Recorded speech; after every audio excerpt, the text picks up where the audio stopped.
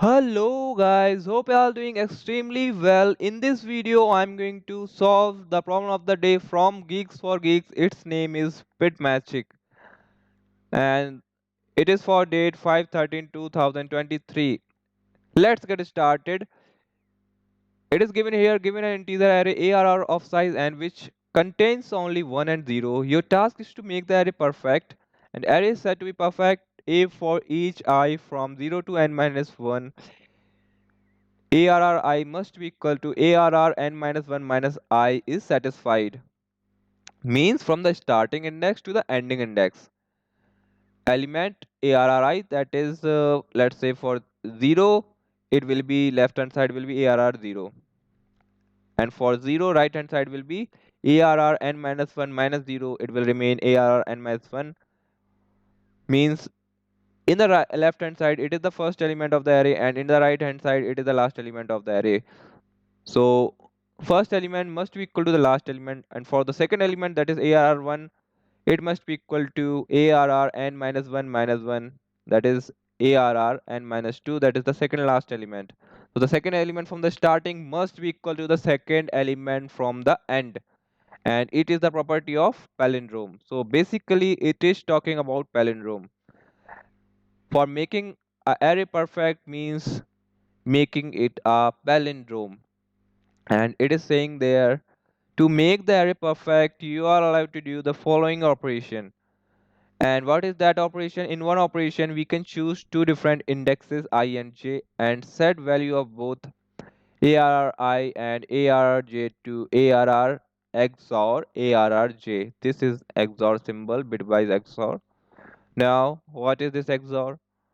XOR is a bitwise operator that performs the operation between bits, and for same bits 0 0 it results in 0, and for 1 1 again 0. For same bits it gives 0 for different bits, like 1 0 and 0 when 1 it gives 1 1. So this is how XOR works. Now let us say how it is working in our case. Here our task is to make the array perfect, means palindrome, in minimum number of operations, and return we have to return the number of operation. Let me take an example that will make it clear straight away with a single example, and the example is 1 0 1 0 1 0. So initially the thought that came into my mind is that what if I choose the first and the last index? For making palindrome, we checking palindrome, we usually take the first and the last index. So I tried by taking the first and last index and checking if they are equal or not. If they are not equal, means one of them is 1 and one of them is 0. And if I perform 1 XOR 0 or 0 XOR 1, it will result in 1, both the cases. So if I perform the operation between these two elements, they both will become 1. Let me write here my variable answer that was initially 0. I am going to perform the operation as they are not equal to making them equal, or for making the array palindrome, I am starting from the first and last index and making them equal, and that is equals to 1. I have spent one operation and now I'm making them equal as 1 1, and rest of the elements will remain as they were. Now I will move my pointer one step ahead from the starting and um, one previous index from the beginning, from the ending. Now my pointer will be at there and at there. They two are not equal, and again I'm going to perform this XOR operation, that is 0 XOR 1, and both elements will become 1. In next step, array will become 1 1 1 0 1 1, and I have spanned now two operations. Now my pointers are at this position and this position. I have increased, moved one position ahead from here and one position behind from this index. Now, to the elements which my pointers are currently pointing, these two are not equal. So I will again expand one operation. My operation will become 3 and array will become both will become 1. 1 1 1 1 1 1. Now this is a palindrome array and I have spent 3 operations here. Is there any other way that I can make it palindrome by using lesser number of operations? Yes, of course. So this is not the correct answer. In this case, it is wrong answer. Now let's try another approach as this is not working properly. Let me show you how.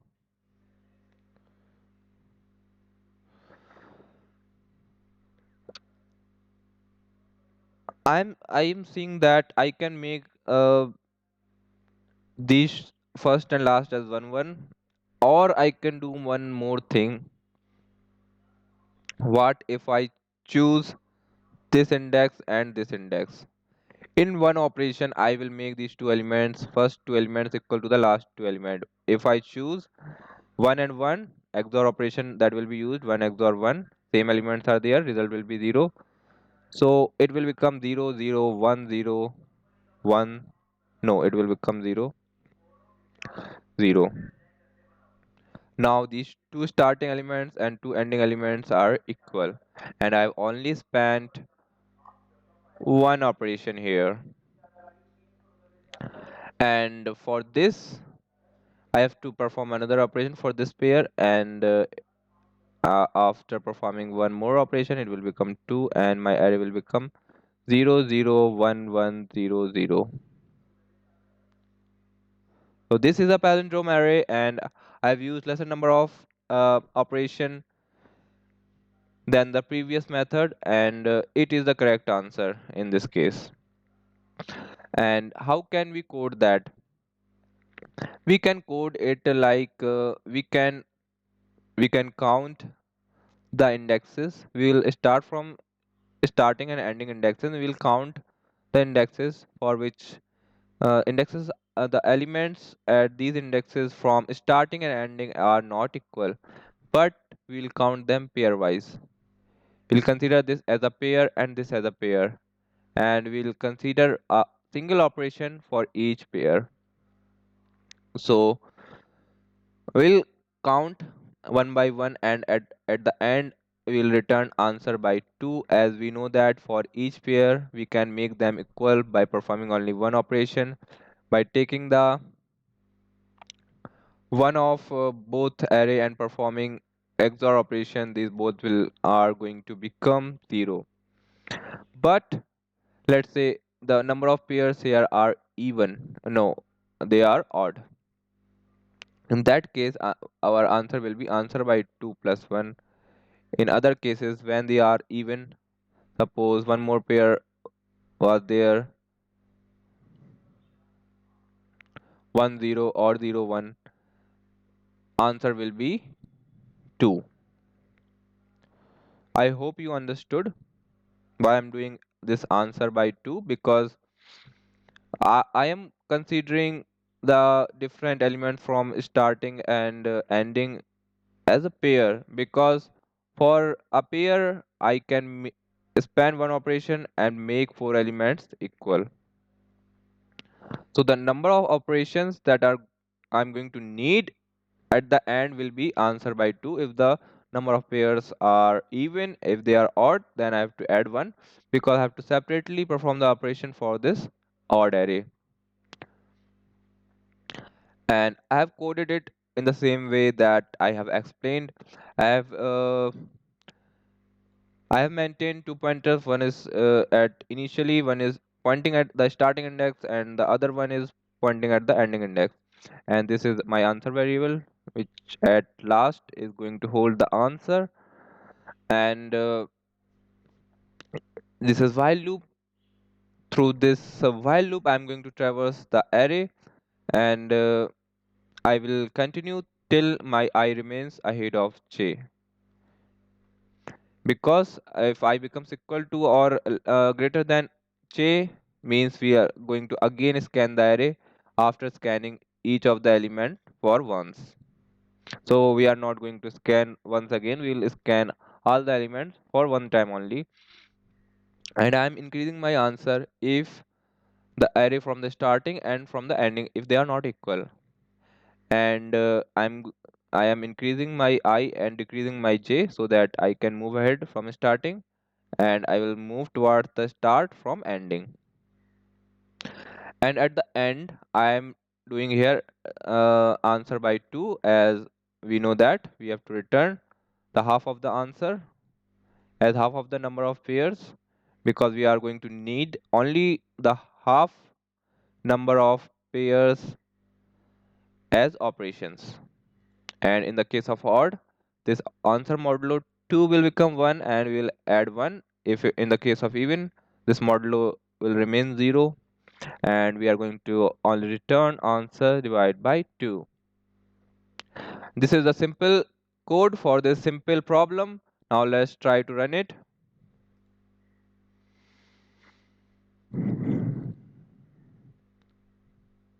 Yes, all the test cases are passed successfully. This code is working absolutely fine. Hope you understood this problem. If you like this video, please press the like button and subscribe my channel. Thank you.